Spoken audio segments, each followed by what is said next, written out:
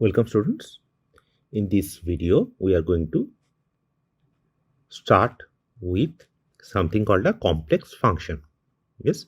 So in the last video, we talked about topology in C. So essentially, what are the balls? So we talked about this, right? B, a ball with, let's say, a complex number Z, which is the center of that, and a radius R. And how did we define it? It is the set of all those Z. So let's say Z naught, start with Z naught, huh? And here, so this is a set of all those Z in C, all those complex numbers such that the distance between Z and Z naught is always less than equal R. Yeah. And we also talked about, let's say, set omega. So this is an open and connected set Yes. I hope you remember what is an open set. So any point in omega. So essentially, let's say omega, this is open when any point in omega, you have a small enough ball. Huh? You can always produce a ball. See, this ball, the radius changes with, depends on point, right? So if the point is very close to the boundary, but still you can always get a small enough ball of radius r or r naught, whatever. Some r, of course, depends on x, such that it is always contained totally in omega. Yeah. And connected, we have already told you that for right now, we are only going to deal with the line segment. Yeah, some finite line segments, if you can put it together and everything lies within this set, that is called a connected set. So that all of is done in the earlier lectures. So essentially, the whole point is this sort of set, we are always going to call this sort of thing as a domain in C. Clear? And this is, I am not going to repeat it anymore in this course. Whenever I am saying a domain in C, it means a open and connected set in C. Yeah. What is an example of a domain? This is, of course, an example of a domain, or the real part of Z greater than 0. That is the definition example of a domain. Yeah. Okay. Right. Now, once that is there, what we are going to do is define complex functions. Yes. Of course, you know what functions are. So we are going to modify that definition, not modify exactly the similar sort of definition, but in the context of complex numbers. So essentially, we will have a function f, right? F. And what we are going to do is we are going to define this on omega. Yeah. Omega is always subset of C. Yeah. So what is it? Omega is an open connected set in C. Yes. See, and again, whenever I'm saying omega, if I'm not explicitly telling you what exactly omega is, generally omega is always a domain in C. Even see, if I'm explicitly telling you what exact omega is, that is totally different. Otherwise, omega is always a domain in C. So f is from omega subset of C to C. Yeah. So this is generally, this is how a function in C is defined. Yeah. And here, see, so essentially what will happen is this, for every, so that is for every Z in omega, okay, you will have a W in C. You understand? W in C, such that you will have, we can write W equals to f of Z, at least one W, that's all. So there is a W such that W equals to f of Z. So your usual definition, yes.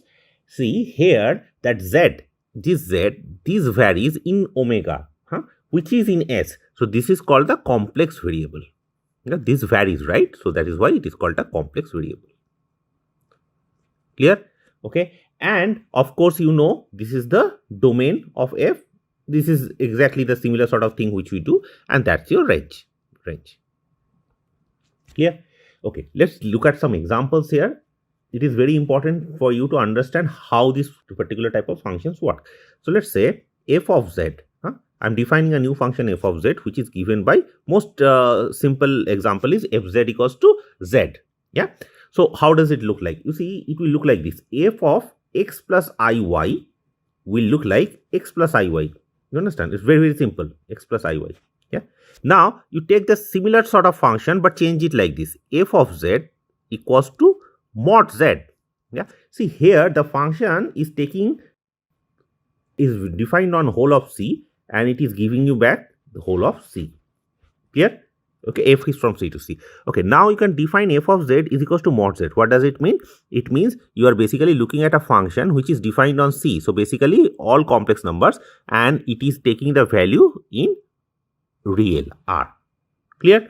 Okay. So, and how do we write it? You see, you write it like this, f of x plus iz. So basically you can write it like this, or you can just put it here like this. So this is nothing but x square plus y square. Clear? I hope this is clear. So here f is from C to R, this particular function. Yeah, this is not necessarily C to C. I mean, of course, R can be thought of as C. You can do that. But essentially here f is from C to R. This is a different sort of function. But this is a very, very valid function. Absolutely no issues. We can also talk about this sort of function. Okay. So this is A. Now let's look at a different function. You see, let's say fz equals to z bar. We can write it. Yeah. And how does it look like? It would look like this. X plus iy will be taken to x minus I times y. Clear? So this again a function is from C to C in this case. C to C. Yeah. So you see, let's say a point xy is here. X plus iy. This is the point. Okay. So you see x minus iy will be here. X minus iy. Okay. And what does it basically doing? You see, it is taking this point and it is reflecting it back in here. So we are essentially reflecting it with respect to the real axis. Yeah. So this is the, you can think of it as the reflection map. Yeah. You can think of it like that. Okay. Of course, you can also write it like fz equals to mod z bar. That also works. Okay. Let's look at another example. You see, fz equals to z square. Yeah. What sort of function is this? This is a function from again C to C. C to C. How am I going to write it? You see, it basically is f of x plus iy. You just break it up into two parts. There is a real part of f, which is nothing but x square plus x square minus y square, and then plus I times 2x times y. Clear?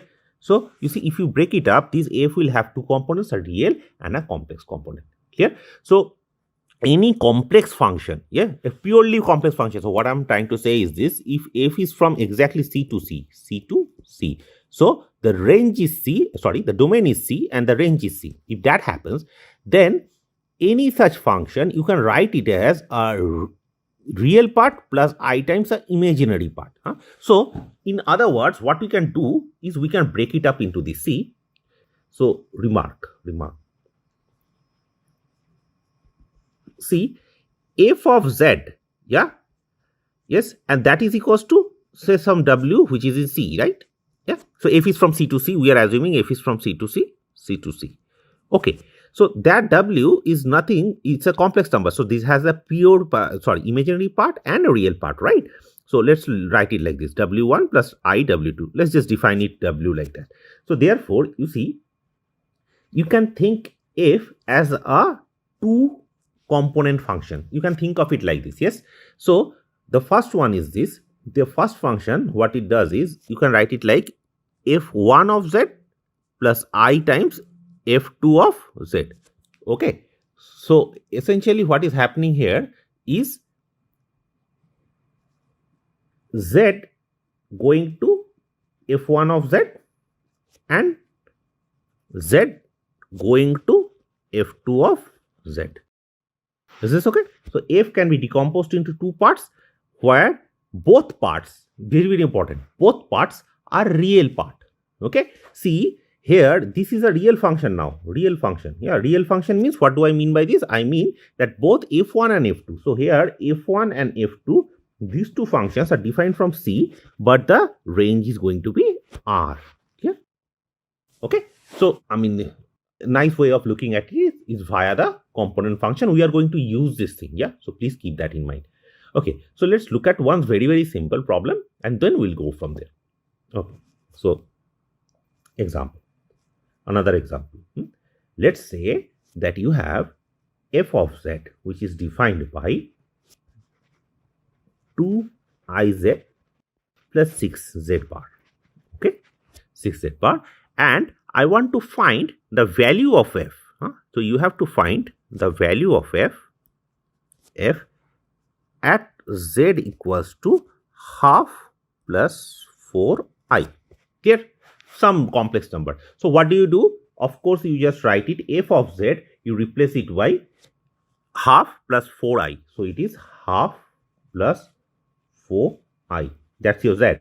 So it is 2i and z will be replaced by half plus 4i plus 6 times z bar. Z bar, if z is this, z bar is half minus 4i. Clear? If you put everything together, so this I want you to please check this part. Check. So if you put everything together, rationalize it, you are going to get minus 5 minus 23i. Okay. So I hope you understood what's going on here. We can actually decompose a function from C to C into two parts such that they becomes function from C to R. Clear? Okay. Now, here a very, very important thing is this. This is a big, let's say, let me put it this way. Complex functions are complicated, to be very frank with you. Yes. But whenever we are saying functions, yeah. So let me make a small note. All functions, yeah, functions, okay, will be assumed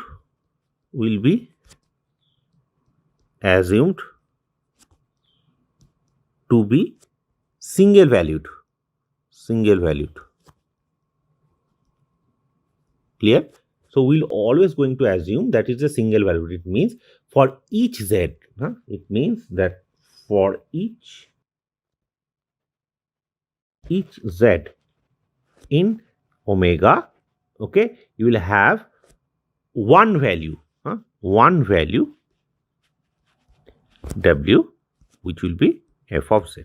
Okay, so for each value you will get exactly one value. Yeah, so whenever we are talking about functions, if I'm saying something is a function, then we are always going to assume that it is a single valued. Yeah, this is very important. I will tell you, because in R and all that other stuff, what we have is generally the functions are all single valued. Here in complex, things are quite complicated, so we will get a lot of functions which are not single valued in that sense.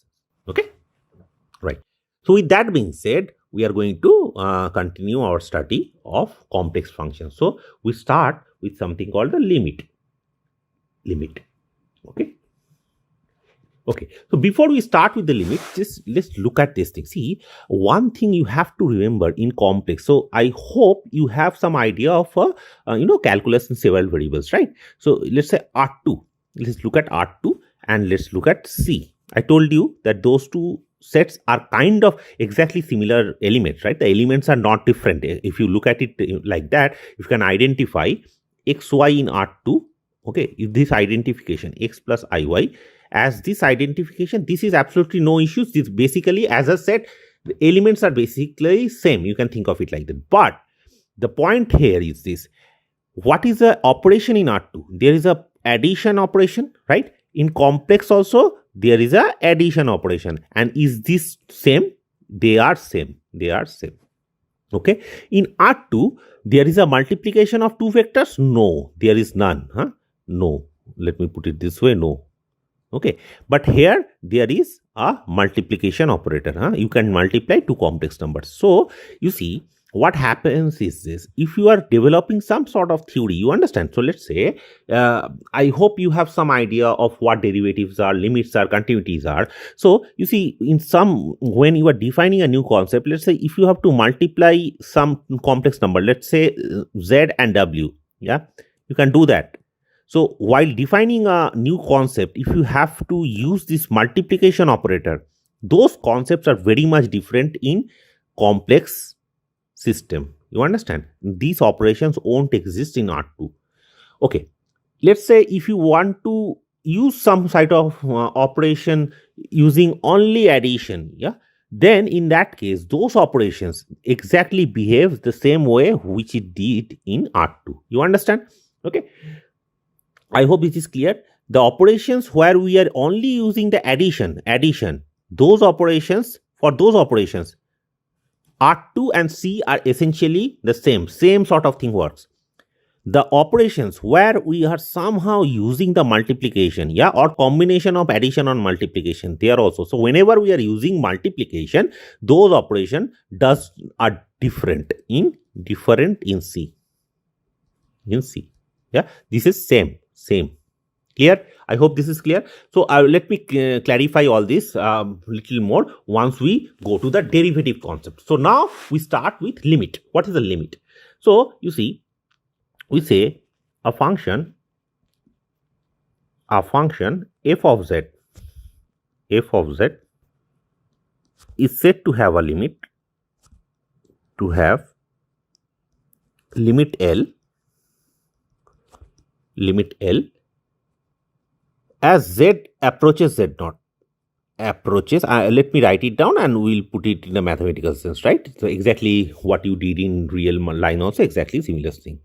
Written as we will write it like this: limit z tends to z naught or approaches z naught, whatever you want to call it, absolutely no issues.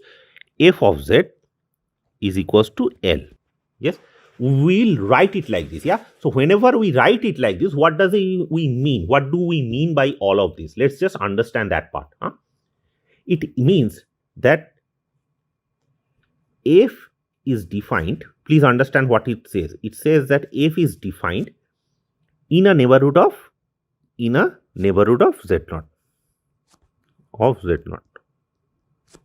Clear?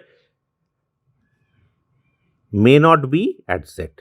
It may be, but it may not be at z naught. What do I mean by this? Let's say this is your complex plane. That's a point z naught. You have a small neighborhood where f is defined. No issues. F is very nicely defined everywhere except maybe at z. It may be defined at z naught. It may not be defined at z naught. But except z naught, it should be everywhere defined. Yeah. So except z naught, it is and if the values of f are closer to L, okay, for all z close to z naught.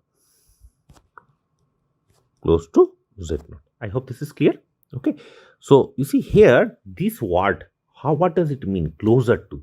It means that this is where your epsilon delta thing comes. So it means that for every epsilon greater than 0, so you give me a very small epsilon, yeah, you can always find there exists a delta greater than 0, okay, such that for all z in z not equals to z naught, okay, in the disk mod z minus z naught less than delta, okay, one has mod of f of z minus L less than epsilon. I hope this is clear. So what I am trying to say is this, that see, f may not be defined at the point z naught, yes, but in a neighborhood of z naught, it is always defined. And what we are saying is this, I can make it as small as possible. So essentially, let's say you want it to be, you want f of z. So essentially, I am saying that f of z converges to L. So f of z is equals to L as limit z tends to z naught. What does that mean? It means that I can, have f of z as close to, so f of z has some values, right? So I can get it as close to L as possible. So how much close? In a epsilon neighborhood. The distance between those two will be in a neighborhood of epsilon. So you see f of z naught. So L, let's say this L is a complex number. So you can take a neighborhood of L. So B L epsilon, and I can put f of z, all f of z in this neighborhood. You understand? So you start with a neighborhood. I am saying that I want f of z to be all close to this epsilon neighborhood of L. Clear? Okay.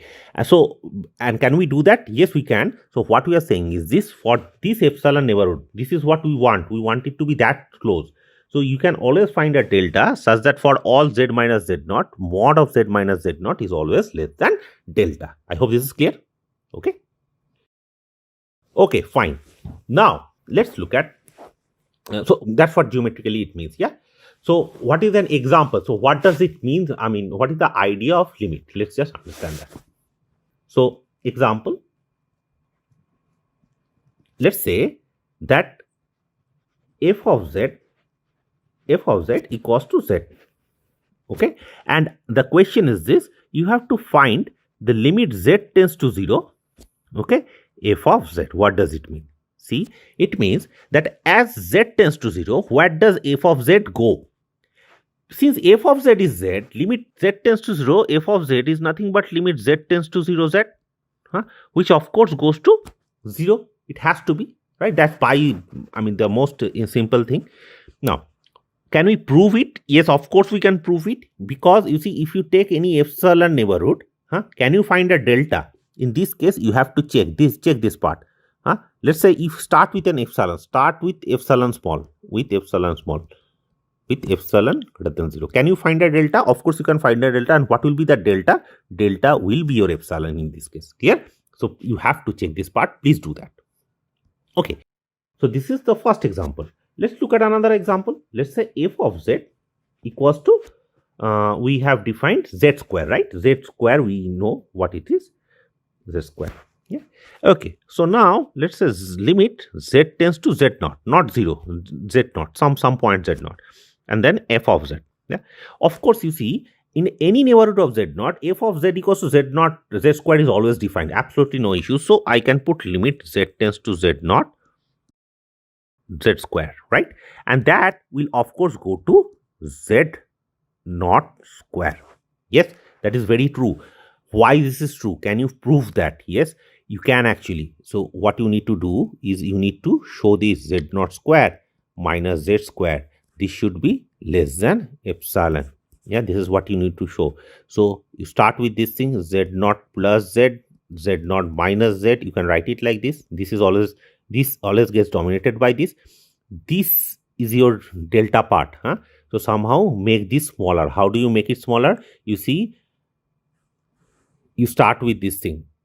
So you have to choose your delta in such a way that this particular thing stays bounded. Okay. How do you do it? Use triangle inequality. This is a hint. Yeah. So please check this part too. Okay. Now, these are simple examples. Let's look at a slightly complex examples. F of z equals to 1 by z. Yeah, I can define 1 by z. Yeah.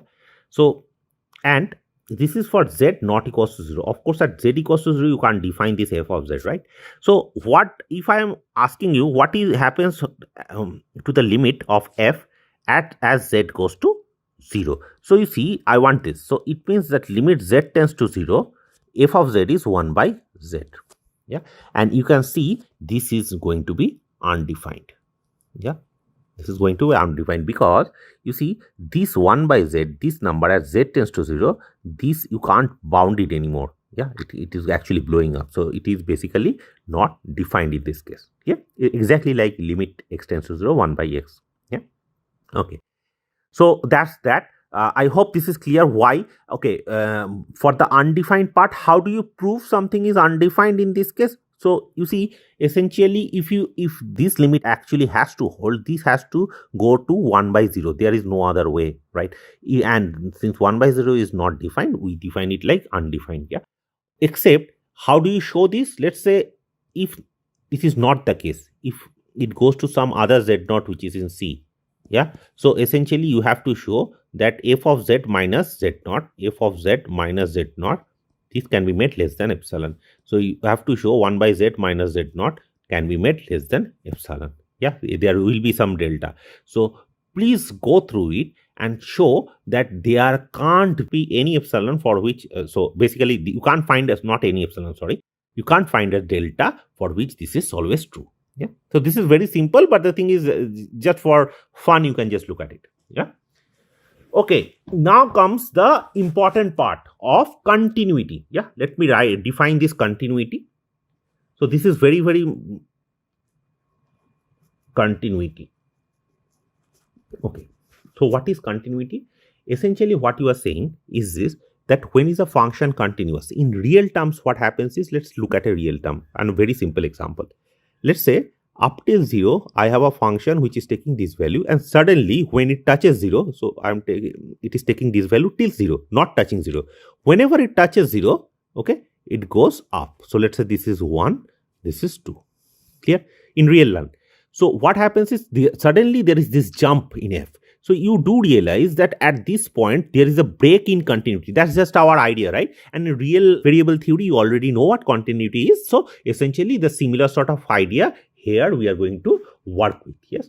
Okay. So what does it mean? It means that a function f from omega to c, yeah, is continuous. Okay, at z equals to z naught, if f of z naught is defined and limit z tends to z naught, f of z, okay, equals to f of z naught. You see, this is important. It says that f of z as z tends to z naught does not go to any particular L, but only f of z naught. It has to be. Yeah. So you see, in the earlier limit definition, the thing is we are actually defining some number L. This is in C. L is in C. Yeah. And we are saying that f of z converges to, so basically f of z is moving towards L. Yeah, that's what we are saying as z tends to z naught. Here we are saying that L has to be. So here basically we are saying that L has to be f of z naught. That can't be anything else. Yeah, that's our idea of continuity. So what we are saying is there is no sudden jump in it. So see, as z, so z, let's say it converges to z naught. It says that f of z, yeah, must converge to f of z naught. Okay, that's what it says. Okay, so one thing, let me clarify this part, even for the limit thing also. It is very important for you to understand what's happening here is not your simple R2R case. It is much complicated, and it is exactly like what we do in R2. See, here what happens is for a limit to exist, let's say a limit to exist, we take it like this. See, the thing is, let's say z naught is this point. Yeah, I am saying z in a neighborhood of z naught. You see, we are looking at a neighborhood of z naught. So in a neighborhood of z naught, let's just say this is an delta neighborhood. Yeah. So this is the ball with center at z naught and radius delta. I am saying that when z tends to z naught, it means that I am looking at a path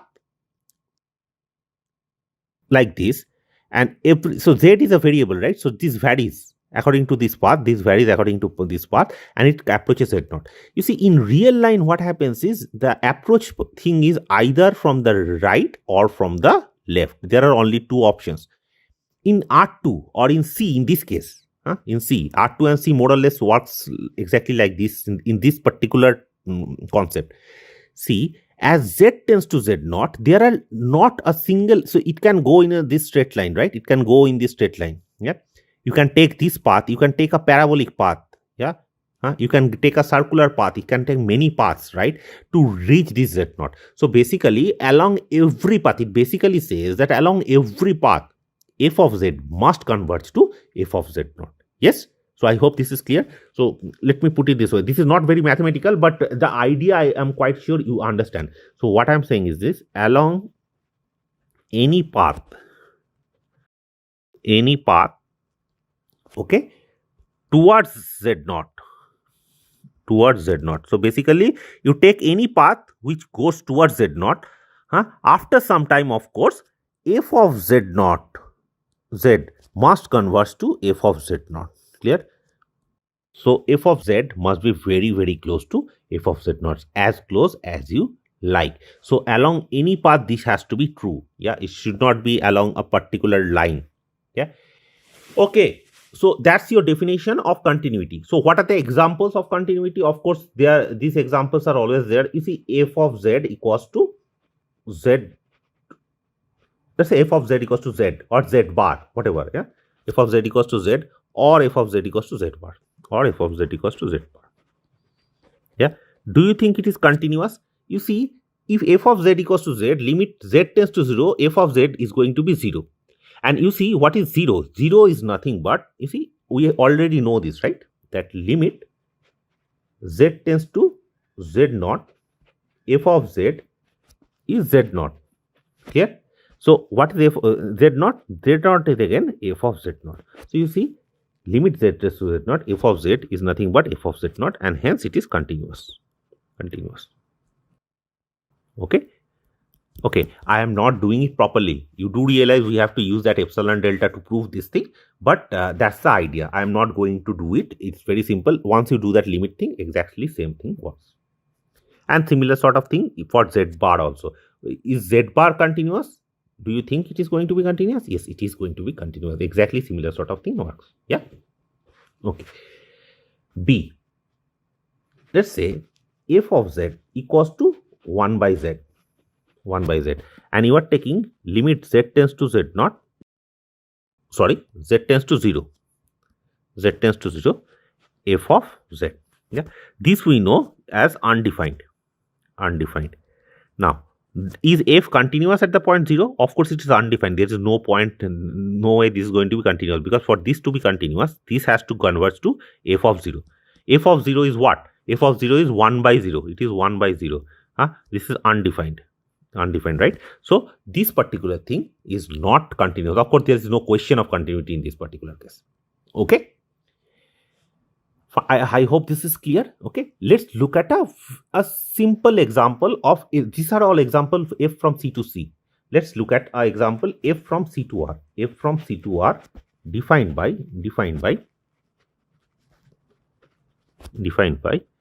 f of z equals to let's say z square, right? Mod z square or mod z, doesn't matter. Okay, let's put it mod z square. Yeah. Okay. Now, is this function continuous? What do you guys think? Yeah. See, what happens is this is nothing but z bar, right? We have already seen it. So f of z equals to z bar. Yeah. Now comes a very simple trick. You see, what is happening is this. We know that f of z, you can write it like this. See, f of z, we can write it as f1 of z times f2 of z, right? In this case, f2 of z, where f1 of z is nothing but, where f1 is a function from C to C and f2 is a function from C to C. Okay, and how it is defined? It is defined by f1 of x equals to, f1 of z equals to z, f1 of z equals to z, and f2 of z is defined by z bar. So this function we can write it as f of z equals to f1 of z times f2 of z. This is a continuous function. This is a continuous function. You are multiplying two continuous functions. Will that be continuous? Okay. So this gives us a very important property of continuous functions. So properties of continuous functions. Actually, it is. This is also continuous. Going to be continuous. Is continuous. So let me put it this way. Properties of continuous functions. Okay, what does it mean? It says that let f from C to C or omega to C, doesn't matter, omega to C, let's say omega to C is continuous at the point x naught. G and f, let's start with this thing. Let f and g from omega to C is continuous at the point z naught in omega. Here, then the following holds.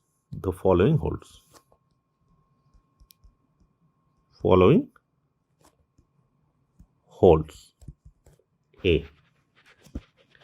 F plus g. You have defined a new function f plus g acting at the point z, defined by f of z plus g of z.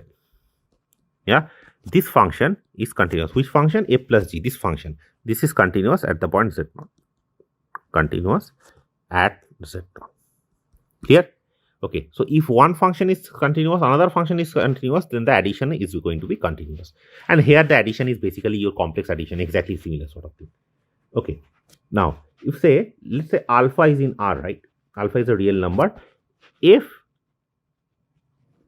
alpha times f, I am going to define a new function alpha times x acting at z, a complex number z, that is defined by alpha times f of z. This is a definition, yeah. So with this definition, this alpha times f is continuous at z naught. At z naught. Yeah, you can actually prove this. Yes, very, very simple. Okay, numbers, third point. You see, f times g, two functions, the multiplication of two functions fg acting at z. This we can define it like f of z times g of z. Okay, this is going to be also continuous at z naught. Continuous at z naught. Okay, one thing, yeah, we are always assuming that all of this is defined and continuous. Yeah, so this assumption is always there, and that is why this is true. Clear?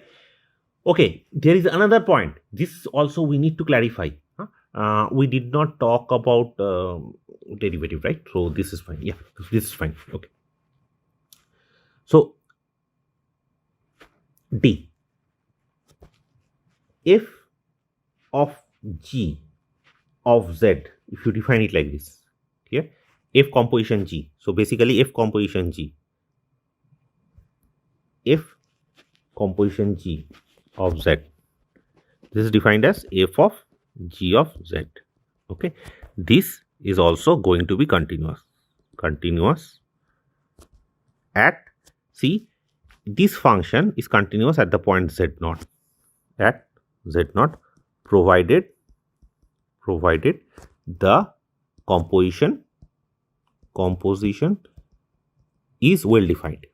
Yeah, we know, I'm not quite sure whether it is well defined or not. Let's just assume that this is well defined. If the composition is well defined, then the composition function is also going to be continuous. This is very important property. This is very, very important. Let me put it in red. Why this is important property? Very, very important. Very important. Okay, why this is important property? Because you see what happens is, let's say example, you know that fz equals to z square. The problem is right now we don't. Okay, so let's say that fz equals to z square. Yeah, this is continuous. We know that, right? Continuous. Okay, and g of z equals to z bar. This is also continuous. Continuous where? Continuous at every point in C. Okay. So fz equals to z square is continuous. Gz equals to z bar is continuous. Okay. Can we define f composition g of z? Okay. Yes, we can. It can be defined as f of g of z. What is g of z? G of z is z bar. What is f of z bar? It is z bar square. Clear? Okay. So you see, since f of z is continuous, g of z is continuous, the composition is also going to be continuous. So this function f composition g given by z bar square, this is also continuous. I hope this is clear. Continuous. Okay.